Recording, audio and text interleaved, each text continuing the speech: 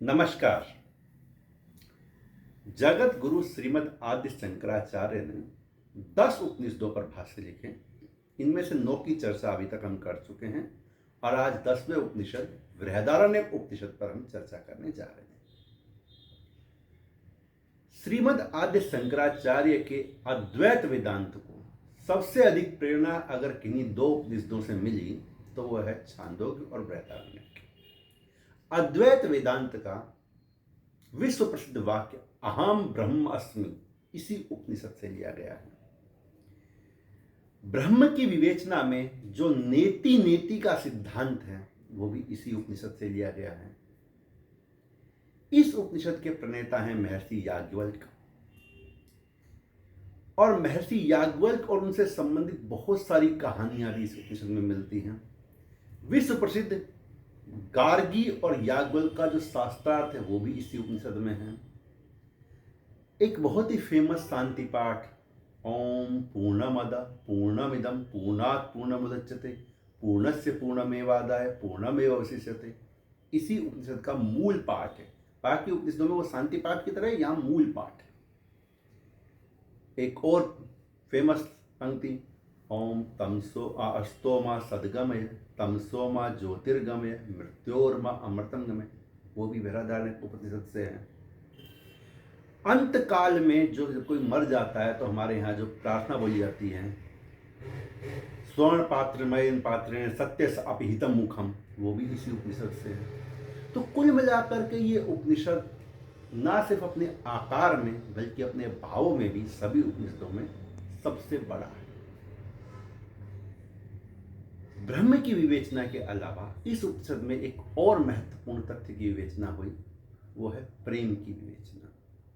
और इस विवेचना में भी एक कथा के माध्यम से प्रेम को समझाया गया है और वो कथा है महर्षि याज्ञवल्क्य का मैत्रेयी के साथ संवाद। जिस प्रकार गार्गी अत्यंत विदुषी महिला थी उसी प्रकार मैत्रेयी भी बहुत विदुषी महिला थी।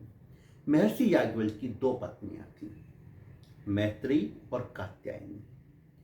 कात्यायनी घरेलू महिला थी और सामान्यतः एक गृहस्थ महिला की तरह रहती थी, जबकि मैत्रेयी का ध्यान मुख्य रूप से आध्यात्म की तरफ से था। वो विदुषी थी, पढ़ी लिखी थी। महर्षि याज्ञवल्क्य मैत्रेयी की बुद्धिमत्ता से प्रभावित थे और उसे पसंद करते थे। काफी समय बीत जाने के बाद एक बार महर्षि याज्ञवल्क्य के मन में विचार आया कि अब बहुत हो गया, अब मुझे संन्यास ले लेना चाहिए। और उन्होंने संन्यास का जब निर्णय लिया तो अपनी पत्नी से कहा, मैत्रेयी से एक दिन पहले, कि कल मैं संन्यास लेने का प्लान कर रहा हूँ और मैं चाहता हूँ कि मेरी जो भी संपत्ति इत्यादि है, बहुत ज़्यादा तो कुछ है नहीं, लेकिन जो भी है, गौ है, गाय वाय जो भी है, मैं उसका विभाजन कर दूँ। क्योंकि ये एक बुद्धिमान व्यक्ति के लिए ये जरूरी है कि वो अपने रहते रहते अपनी संपत्ति का विभाजन कर दे, ताकि उसके उत्तराधिकारों में उसे लेकर कोई विवाद ना हो, किस तरह की कोई विवाद की गुंजाइश ना रहे। तो हमेशा प्रत्येक व्यक्ति को चाहिए कि वो समय रहते अपनी संपत्ति का विभाजन अपने उत्तराधिकारियों में कर दे। तो मैत्रेयी कहती हैं कि मैं आपसे एक बात कहना चाहती हूँ। बोले क्या?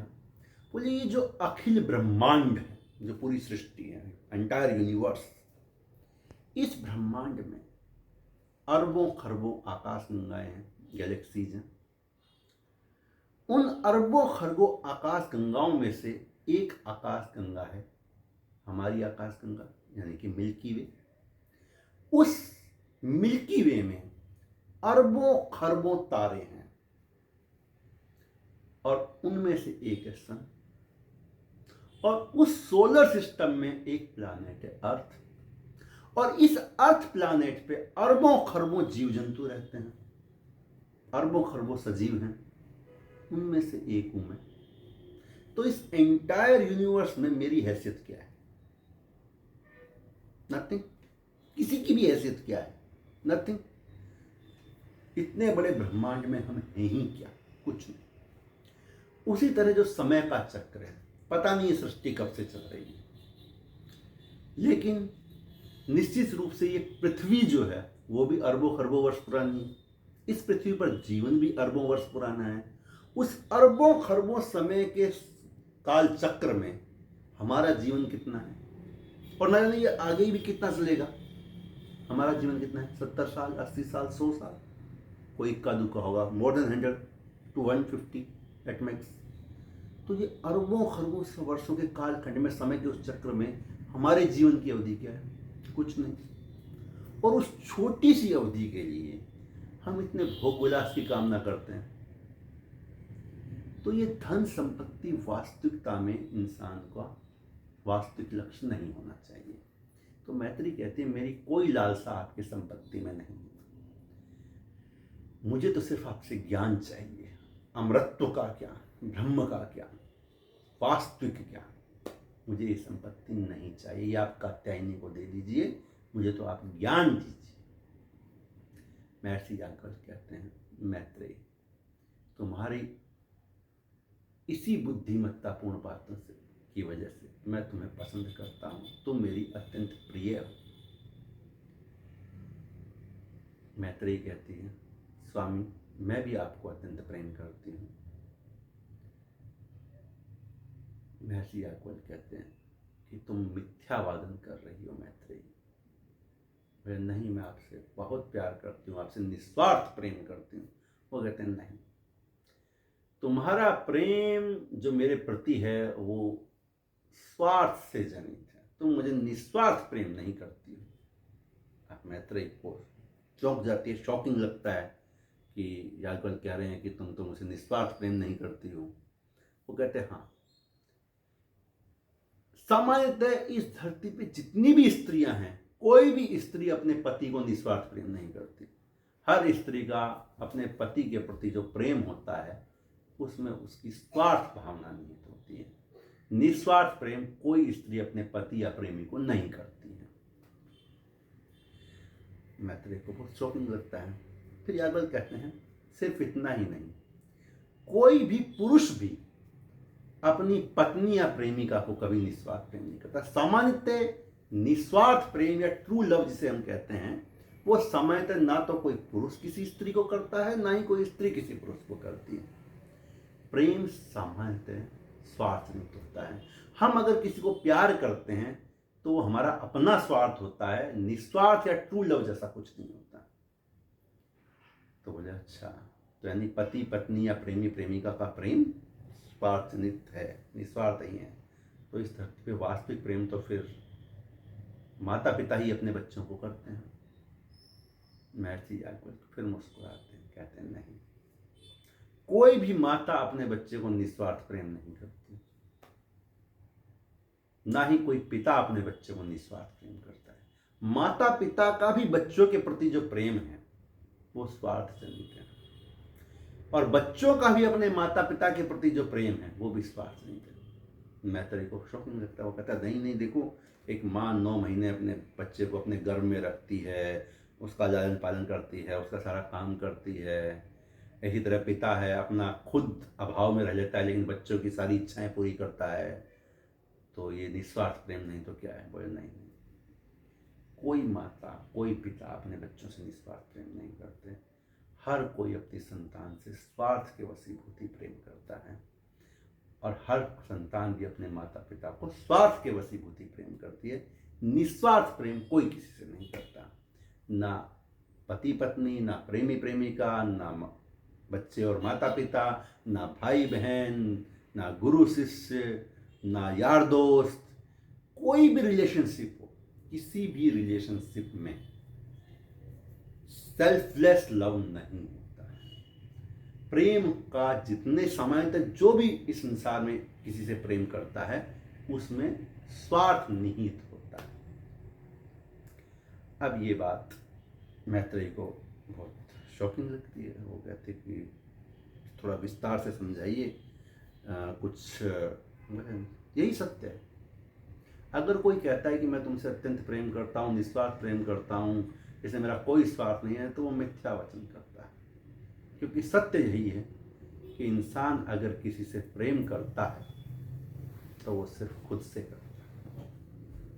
कोई भी इंसान खुद के अलावा किसी भी दूसरे से प्रेम नहीं करता। मैत्रेय को ये बात बहुत शौक लगती है। याज्ञवल्क्य कहते हैं ठंडे दिमाग से सोचो, और यहाँ जो भी बैठे हैं, जो भी सुन रहे हैं, एक बार ठंडे दिमाग से अकेले में सोचिएगा, हमारा किसी के भी प्रति प्रेम हो या कोई भी अगर हमसे प्रेम करता है तो उसमें निश्चित रूप से स्वार्थ की भावना होती है। निस्वार्थ प्रेम ना हम किसी से करते हैं, ना कोई हमसे करता है, सत्य यही है। लेकिन होता क्या है, ये सत्य को स्वीकार करना थोड़ा डिस्कम्फर्ट देता है, वो हमारे लिए थोड़ा अच्छा नहीं लगता है। हम इस सत्य को स्वीकार करना नहीं चाहते क्योंकि हमें उस झूठ में जीने की आदत पड़ गई है और वो झूठ हमारे लिए कंफर्टेबल होता है, हमें अच्छा लगता है। नहीं नहीं, मैं बहुत प्यार करता हूँ, वो मुझे बहुत प्यार करता है, करती है, तो वो झूठ हमें अच्छा लगता है। जबकि सत्य यही है, कोई भी व्यक्ति सामान्यतः किसी भी दूसरे व्यक्ति से निस्वार्थ प्रेम नहीं करता है। प्रेम अगर व्यक्ति किसी से करता है तो वो सिर्फ खुद से करता है। We all are selfish by nature. निस्वार्थ प्रेम जैसा कुछ नहीं होता। अगर हम ठंडे दिमाग से सोचेंगे तो यही चीज हम समझेंगे। चाहे हम किसी भी रिलेशनशिप को उठाकर देख लें, हर रिलेशनशिप में स्वार्थ की भावना निहित है। अब जब याज्ञवल्क्य ने ये बात मैत्रेयी को कही तो मैत्रेयी के दिमाग में बहुत सारे सवाल, बहुत सारे मतलब डिस्कम्फर्ट मैत्रेयी को भी हो गया कि ऐसा कैसे है, कोई ये कैसे पॉसिबल है, नहीं निस्वार्थ प्रेम तो होता है, उसे भी लगने लगा। लेकिन ठंडे दिमाग से जब सोचते हैं तो ये नज़र आता है कि वाकई कोई प्रेम निस्वार्थ नहीं है। हर प्रेम में कहीं ना कहीं स्वार्थ की भावना है, बट हम उसे पब्लिकली एक्सेप्ट नहीं करना चाहते क्योंकि उसकी एक्सेप्टेंस जो होती है ना, वो हमें डिस्कम्फर्ट देती है। या तो जिसे हम प्रेम करते हैं उसे हम ये कहें कि नहीं, मैं तो तुमसे स्वार्थवश प्रेम करता हूँ, तो हमें लगता है कि फिर वो हमारे रिलेशनशिप स्पॉइल हो जाएंगे। या हम सामने वाले का ये मान लें कि वो हमसे स्वार्थवश प्रेम करता है तो हमारे रिलेशनशिप में कोई ना कोई प्रॉब्लम आ जाएगी। तो कहते हैं कि कैसे थोड़ा सा वो अजीब सा उसे लगता है। तो याज्ञवल्क्य समझाते हैं कि जब भी आप किसी से कहते हैं कि मैं तुमसे प्रेम करता हूँ, दो तीन तरह से समझाते हैं कि जब मैं कहता हूँ मैं तुमसे प्रेम करता हूँ तो तुम उसे अपने आप से अलग मानते हो। पहली चीज, you are telling you are different, I am different, that is why I love you. और आप किसी से प्रेम क्यों करते हो, वो उदाहरण से समझाते हैं। यहाँ इस देखिए, याज्ञवल्क्य ने जो प्रेम की यहाँ जो थ्योरी दी, इसको साइकोलॉजी में बहुत सारे विद्वानों ने इस पर रिसर्च किया और याज्ञवल्क्य ने एक छोटे से अंश के रूप में वैदर्यनिक उपनिषद में इसको लिखा और इस पर विस्तार से चर्चा, और बड़े बड़े दार्शनिकों ने इस पर आगे चल के चर्चा की, चाहे वो शंकराचार्य हों, चाहे दयानंद सरस्वती हों, चाहे इंटरनेशनल स्कॉलर्स हों, भले ही वो मैक्स मुलर हों, हीगल हों, कांट हैं, इवन जर्मन फिलोसफर्स बहुत सारे हैं। तो साइकोलॉजी में ये लव वाली जो थ्योरी है, इस पर बहुत रिसर्च हुई है और इसमें याज्ञवल्क्य का जो ये मैत्रेयी के साथ संवाद है, इस पर बड़ी रिसर्च हुई है। और उन सबको अगर हम पढ़ेंगे तो ये समझ में आता है कि याज्ञवल्क्य ने जो कहा वो गलत नहीं था। सामान्यतः प्रेम स्वार्थ से नहीं होता है, बस हम उसे एक्सेप्ट करना नहीं चाहते पब्लिकली, या अपने आप में भी, अपने आप को भी हम इसको एक्सेप्ट करने से डरते हैं। इस सच्चाई को स्वीकार करने से डरते हैं, हमें झिझक होती है क्योंकि हमें डिस्कम्फर्ट देता है इस सच्चाई को स्वीकार करना। क्योंकि हम किसी से प्यार करते हैं तो सबसे पहले उसे अपने से सेपरेट करते हैं, हम उसे दूसरा मानते हैं। दूसरी चीज़, हर प्यार के प्रति कोई ना कोई वजह होती है। इससे आप किसी से प्रेम करते हो, से कोई व्यक्ति अपनी पत्नी से प्रेम करता है या प्रेमिका से प्रेम करता है, क्यों प्रेम करता है? May be her appearance, face, may be her behaviour, कोई क्वालिटी, वो बुद्धिमान है, बुद्धिमती है, कुछ है, उसकी आप उससे प्यार नहीं करते, आप उसकी उस क्वालिटी से, उसके उस अपीयरेंस से, उसके उस नेचर से प्यार करते हो। और इसलिए हर आदमी अपने नज़रिए से उसे देखना चाहता है, उसे अपने नज़रिए के हिसाब से सेट करना चाहता है। अगर वो हमारे पैरामीटर में फिट हो रहा है तो ही हम उसे लाइक करते हैं, अगर वो हमारे पैरामीटर में फिट नहीं हो करता तो हमें उसे डिसलाइक करना शुरू कर देते हैं। तो ये चीज़ हमेशा होती है। यही वजह है कि जब हम किसी से प्रेम करते हैं और जैसे वो हमारे पैरामीटर से बाहर जाने लगता है तो हमारा प्रेम उसके प्रति कम होने लगता है या खत्म हो जाता है। दैट इज वाई ब्रेकअप्स होते हैं, क्योंकि हमें वो हमारे पैरामीटर से दूर चला गया, हम उसे अपने पैरामीटर, हम किसी भी इंसान को जो जैसा है वैसा कभी एक्सेप्ट नहीं करना चाहते, हम उसे अपने तरीके से चलाना चाहते हैं, अपने विचारों से ना चाहते हैं। माता पिता भी बच्चों को अपने हिसाब से लाना चाहते हैं। बच्चे क्या करना चाहते हैं, उनकी क्या इच्छा, उससे ज़्यादा वो अपनी अपनी इच्छाएं उन पर थोपने चाहते हैं। वो ये चाहते हैं कि बस या तो बुढ़ापे में हमारी सेवा करे, या कोई स्त्री, एक बहुत कॉमन सवाल उठता है कि 9 महीने प्रसव पीड़ा ये सब क्यों करती है, क्योंकि वो मातृत्व का सुख चाहती है, क्योंकि या फिर may be social pressure, may be उसको अपने माँ बनने का सुख चाहिए। हम अपने बच्चे की खुशी के लिए कुछ करते हैं तो वो खुशी हमें खुशी देती है, इसलिए हम उसे प्रेम करते हैं। सोचो, अगर आप अपने बच्चे के लिए कुछ करते हैं और वो आपको खुशी ना दे तो क्या आप वो करेंगे? हम जो कुछ करते हैं अपनी खुशी के लिए करते हैं। हर चीज हम अपनी खुशी, हम प्रेम भी किसी से करते हैं तो अपनी खुशी के लिए करते हैं, क्योंकि वो हमें अच्छा लगता है, हमारे पैरामीटर में फिट होता है, इसलिए हम किसी से प्रेम करते हैं। तो ये बहुत बड़ा प्रश्न है, तो इस विषय पे बहुत विस्तार से चर्चा की जाती है, और आज के एक वीडियो में इस विषय को पूरा करना संभव नहीं है। और मैं जानता हूँ आप सभी के दिमाग में बहुत सारे प्रश्न उठ रहे होंगे, और ऐसे ही प्रश्न जब पहली बार मैंने पढ़ा मेरे दिमाग में भी आए, मैत्रेयी के दिमाग में भी, इस उपनिषद में भी आए, जितने दूसरे दार्शनिकों ने जिन्होंने इस पे ग्रंथ लिखे उन्होंने भी ऐसे बहुत से प्रश्न उठाए। ऐसे बहुत सारे प्रश्न हैं। प्रश्न 2 वजह से उठते हैं। एक तो हम जेन्युइनली उन प्रश्नों को सोचते हैं कि ऐसा क्यों है, अगर ऐसा है तो ऐसा क्यों, और दूसरा हम सत्य को स्वीकार नहीं करना चाहते, और चूंकि हम सत्य को स्वीकार नहीं करना चाहते तो सबसे आसान है कि सत्य को ही अपमानित कर दो, सत्य पे ही लांछन लगा दो। तो इसलिए हम जानबूझ के ऐसे प्रश्न उठाते हैं कि ताकि उस सत्य पे ही हम लांछन लगा दें। लेकिन फिर भी कुछ जेन्युइन प्रश्न दिमाग में आते हैं, जैसे अगर कोई इंसान सेल्फिश ही है, हर इंसान सेल्फिश है और सेल्फिशनेस की वजह से प्यार करता है, तो फिर व्हाई पीपल कमिट सुसाइड, कोई आदमी खुद को खत्म क्यों कर लेता है, ऐसा प्रश्न भी आता है। क्यों भगत सिंह फांसी पे चढ़ गए अगर उन्हें अपने देश से प्रेम नहीं था? तो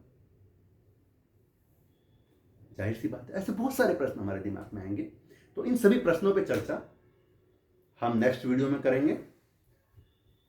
तब तक के लिए इंतजार कीजिए अगले वीडियो का। धन्यवाद, नमस्कार।